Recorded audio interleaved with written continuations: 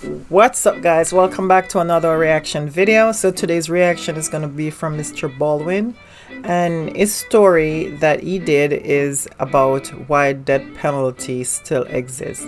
So without further delay, guys, let's just jump right into the reaction and let's begin. Today's story involves one of the most graphic and upsetting sequences I've ever covered on any story.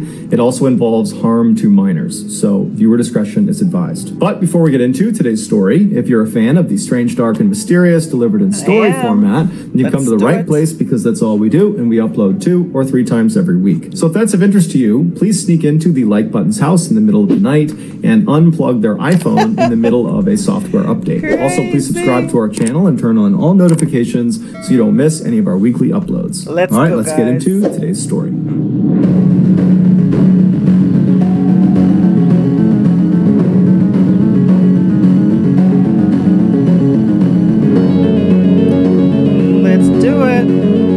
Interesting stories, guys. Really like it. In the 1960s and 1970s, hitchhiking became very popular amongst young people in America. Hitchhiking is a form of transportation where you basically get rides from strangers. And so the way it works is a hitchhiker will stand on the side of a busy road, that before, and they'll guys. extend their arm out and kind of hold their thumb up, which signals to passing motorists that they want to hitchhike. That's the kind of universal sign for hitchhiking. And then a willing motorist, when they see a hitchhiker, they'll pull up alongside and offer a ride. Now, today, it seems unfathomably dangerous to just hop into a stranger's car, or conversely, for a motorist to pick up a random stranger on the side of the road.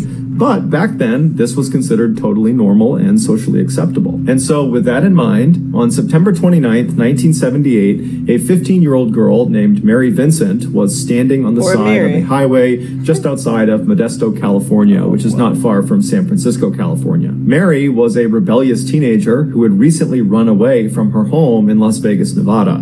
Her parents were going through a very nasty divorce, and she just couldn't stand to be in the house anymore, and so that's why she had run away. And so she had hitchhiked all the way up to Los Angeles, California, where her grandfather lived. But after only being there for a couple of days, she became unbelievably homesick and wanted to go back and be around her parents and her family. And so one day when her grandfather was out, she slipped out of his house and she began hitchhiking back to Las Vegas, Nevada. And so she had hitchhiked from Los Angeles to Modesto, California. That's where the first person was willing to drive her to. And so she was on that strip of highway in Modesto looking for another ride that could take her farther south. She was on this highway with 2 other young hitchhikers. They all had these signs that said going south, so they weren't just holding their thumbs out, they were holding these signs. And so the 3 of them are huddled in a group, they're holding their signs up, and at some point mid-afternoon, this light blue passenger van that only had 1 passenger, it was the driver, he was a 50-something-year-old man, he looked pretty harmless. He pulled over when he saw their signs, and he parked on the side of the road maybe 15 feet ahead of where they were. And so Mary's companions stayed where they were, and Mary ran up to this light blue van, and she looked through the passenger side window, which had been rolled down, and she asked this guy, "Hey, can you give all 3 of us a ride? We're going south." And this man, he would look at her and say, "I can only give you a ride. I can't give the other 2 a ride. I can only give you a ride." And so Mary is confused because she's looking at this guy and she's seeing all this space in his van, and she's thinking to herself, you know, why am I only allowed to go when they're going the same place I'm going, and there's plenty of room in this van? But when she kind of gently prodded this man and said, "Well, you know, are you sure you don't mind taking them too?" He just said, "Look, I will take you, I will not take them." And so Mary said, "Okay, well, hold on, let me go back and get my bag." And so he stays parked, she leaves the van, and she runs back to the other 2 people she was with, and, you know, she explains the situation, and they tell her, you know, "Mary, this is not good. There's clearly something off with this guy." But Mary, even though she too shared this kind of reservation about this guy, she was so desperate to get home. She was so homesick that she couldn't face the idea of having to wait around for another ride, which might not come until the next day or the day after, because not every motorist is willing to pick up hitchhikers. And she just did not want to wait any longer. And so she told her companions that, "Guys, I'm going to take the ride." And so she says goodbye to her two friends. She grabs her bag and she runs back up to the van and she hops in the passenger seat. As soon as she sat down and closed the door, this man pulled back out onto the road and started driving. And then he turned and looked at Mary and introduced himself. His name was Lawrence Singleton, and he was 50 years old. And then Mary, she introduced herself. Then they have some small talk. And very quickly, Mary feels at ease around Lawrence. He kind of reminded her of her grandfather. He was very nice, very polite. And so when she started to feel tired pretty early on in their trip, she said, "Hey, Lawrence, do you mind if I doze off while you drive?" And Lawrence would say, "No problem. Go ahead. Go to sleep." Mary so Mary turned away from Lawrence and kind of curled up on the seat, and pretty quickly she was asleep. A little while later, when she woke up, she looked out the window and immediately could tell they were going the wrong way. Oh, no. So she turns to Lawrence and says, "We're going the wrong way." And Lawrence would say, "Oh, you know what? I made a mistake. I'll get us turned around. Sorry about that. I had no idea." But Mary's thinking to herself, we're really far in the wrong direction. And there's no way he accidentally did this. But she kind of bit her tongue because Lawrence would actually turn around and start going in the right direction. And so they're traveling in the proper direction for a little while, and Mary's totally on edge, but she's careful not to give that off to Lawrence because she doesn't really know this guy. And even though he did make her feel comfortable, she just doesn't really know what his intentions are. And so she's just kind of looking around pretty apprehensively. And then they pull into this stretch of highway that kind of ran through this fairly forested area where very few cars were on this stretch of road. And Lawrence suddenly tells Mary that he wants to pull over because he has to go to the bathroom. He wants to relieve himself. And so Mary kind of apprehensively says, "Yeah, okay, that's fine." And so as Lawrence is beginning to pull off of the highway, Mary happens to look down at her feet and she notices one of her shoes is untied. And instinctually, Mary just thought to herself, "I better make sure that shoe gets tied because I might need to run away from this guy."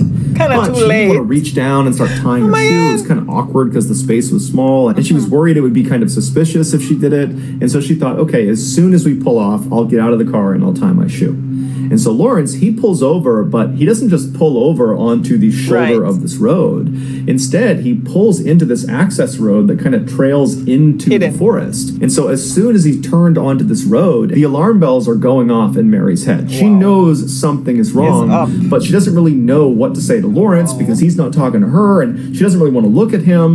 And so she's just kind of going over in her head what she's going to do. Is she going to run? Is she going to confront him? She doesn't know. And then eventually, after about a minute or so, when they are far enough away from the main road that no one on that road could see them, they're pretty far into this forest, Lawrence stops the car and he hops out to go relieve himself. And immediately, Mary, she hops out of the car too, and she bends down to tie her shoe. Before she could finish tying her shoe, suddenly something smacked her hard in the back of the head, and it knocked her unconscious. It was Lawrence. He had hid a hammer next to his seat, and when he had gotten out, he did not go relieve himself. Instead, he walked around the vehicle and smashed her in the head. When Mary came to, she realized she was laying down in the back of the van, and as she was looking out the windows, she could see that they were still parked out in the middle of the forest. And then when she tried to move, she realized her hands, her feet, everything had been tied down to the van. She couldn't move. And so as she's wondering what's going on, Lawrence comes around, he opens the back doors to this van, he hops inside, and he begins assaulting her. Mary has no idea what to do. She's a 15-year-old kid, and this guy is on top of her. He's not stopping. And so she just began quietly begging him to please stop. Set me free. I won't tell anyone. She just kept repeating that over and over and over again, and Lawrence never spoke back. He just continued the assault for hours and hours. Finally, when Lawrence got tired, he got off of Mary, and he climbed out of the back of the truck, and he went around, and he climbed into one of the front seats, and he fell asleep. And so Mary probably tried to free herself from her restraints, but there was nothing she could do. The restraints were tied too tightly, and so for hours she must have just laid there wondering what was going to happen to her. And then at some point in the middle of the night, Lawrence wakes up again, and without saying a word to Mary, he just climbs out of the van and gets into the driver's seat, and then drives the van out of the forest. He drives on the main road for a little while until he turns down another access road that takes them away from the main road, so away from any prying eyes, and he comes to a stop somewhere out in this forest in the middle of this big canyon. Lawrence parks the van, he climbs out and walks around to the back. He opens up the back doors where Mary is laying there whimpering and crying and begging to be set free. He climbs inside, and her torture continues for hours and hours until the sun finally came up. At which point Lawrence stopped. He climbed out of the back of the van, and he's standing out there, and he turns around, so he's facing Mary, and he reaches in and he undoes her restraints. So he frees her, he pulls her out of the van and stands her up on the ground, and so she's crying, she's beaten, she's bloodied, she doesn't know what's going on, and she just gently says to him, "Please set me free." Right. And he says, "Oh, you want to be set free?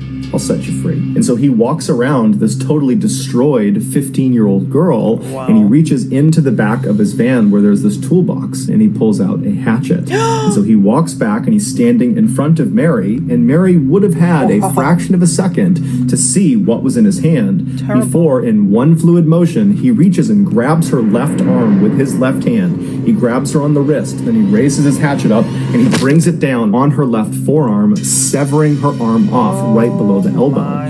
And so Mary falls backwards to the ground, and she looks down at where her left arm just was. She's in shock, and before she can do anything, Lawrence just walks over, and with his left hand again, he reaches over and grabs her right wrist. And now Mary knows what he's about to do. He's still holding this hatchet, and so she's screaming and she's kicking him as hard as she can to try to get him off of her, but his grip is too strong. It's too much for one person. And then he begins to chop at her right forearm over and over again. It would take 4 hard blows to finally sever her right arm off of her body. And so Mary falls to the ground in a heap. She's bleeding profusely. She's screaming in agonizing pain. And all Lawrence can focus on is that one of Mary's amputated hands was clutched on to his left arm. When he cut off her left hand, it had gripped onto his arm, and now it was stuck to him. And so very nonchalantly, he began trying to flick this hand off of his arm. And then finally, when it did come off, he turned and looked at Mary and realized she had gone silent, and she was limp, and she was laying in a huge pool of blood. And so Lawrence put the bloody hatchet back inside of his van, and then he just walked over to Mary and grabbed her and began dragging her. About 100 feet down the road from the van was a culvert.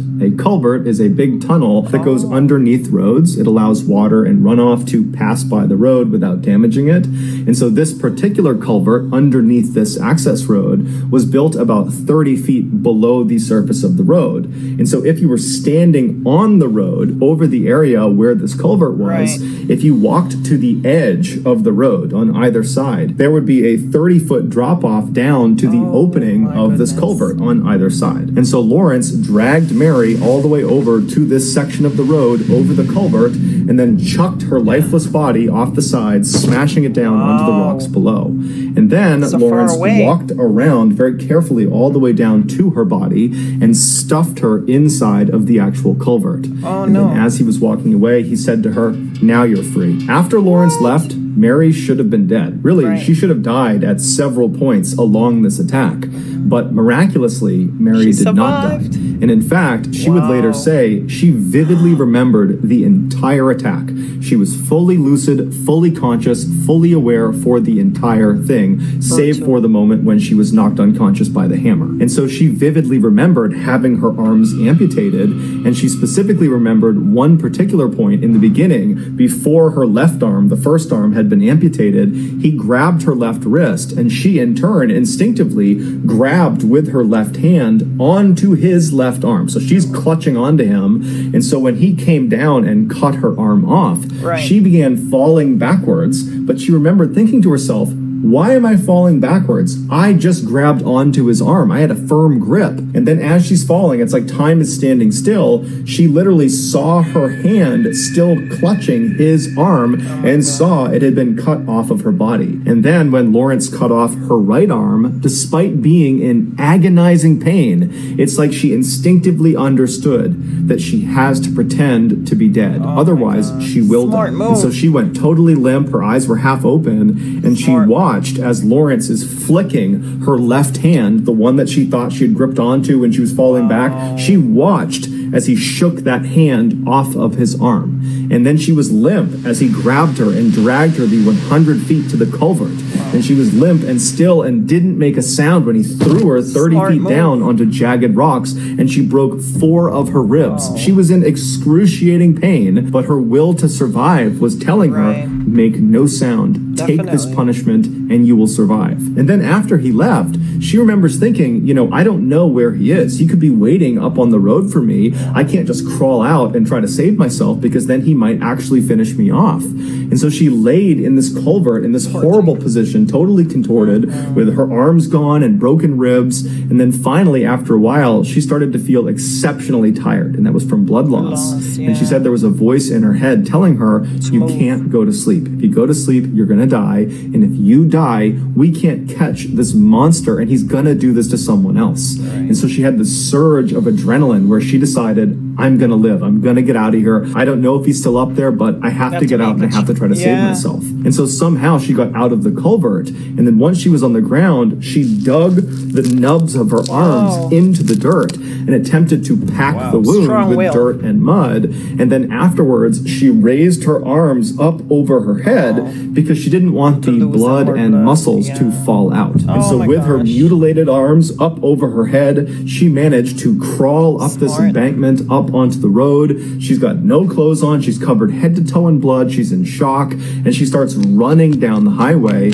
and a car would actually come by fairly quickly, but they were so startled at what they were seeing, they didn't stop, and they drove on. And so Mary would ultimately run 3 miles on this highway before finally flagging down a passing motorist. It happened to be a young couple, and after they got over the initial shock of what Mary actually looked like, they put her inside of their car and they sped to the hospital. Mary would stay in the hospital for a month, and during that time, she would give police all this information about her attacker, about Lawrence Singleton, and using her very detailed description of him, the police were able to come up with a very good composite sketch. And Lawrence Singleton's neighbor happened to see that sketch, and they turned him in. Lawrence was ultimately sentenced to 14 years in prison for what he did to Mary. It was the maximum sentence that the judge could give. The judge wanted to do more, but legally they couldn't. And so Mary, she testified at court. And so after it all ended and he was sentenced, Mary was leaving the courthouse. And as she passed by Lawrence, it was the one time she had to be physically close to him, he turned and kind of leaned into her and said, I will finish the job if it takes me the rest of my life. 8 years later, Lawrence was paroled for good behavior. And so, of course, this terrified Mary, who by now had become a wife and she had 2 sons. And so she's worried that now that this guy is free, he's going to come and finish the job. But Lawrence would not go after Mary. Instead, 10 years after he got out on parole, he would attack another woman, a 31-year-old mother of 3 named Roxanne Hayes. And unfortunately, he would kill her. At Roxanne's murder trial, Mary would actually testify against Lawrence, and her testimony is what they used to secure a death sentence for Lawrence. But before he could be executed, Lawrence died of cancer in jail in 2001. When Mary heard that Lawrence had died, she felt very cheated. However, her sons were very relieved to find out that her attacker had died, and so she took some solace in that. Outrage over Lawrence's early release, considering what he did to Mary, and the fact that that early release led to another person being killed, led to the creation of the Lawrence Singleton Bill, which gives judges the ability to give 25-year to life sentences in cases that involve torture. Meaning, under this bill, Lawrence would never have gotten out of prison after what he did to Mary. So that's going to do it, guys. If you got something out of today's episode and you have not done this already, please sneak into the... So there you have it, guys. Thank you for watching. Hope you enjoyed that. Check out his channel. Come back to this channel for more banger videos.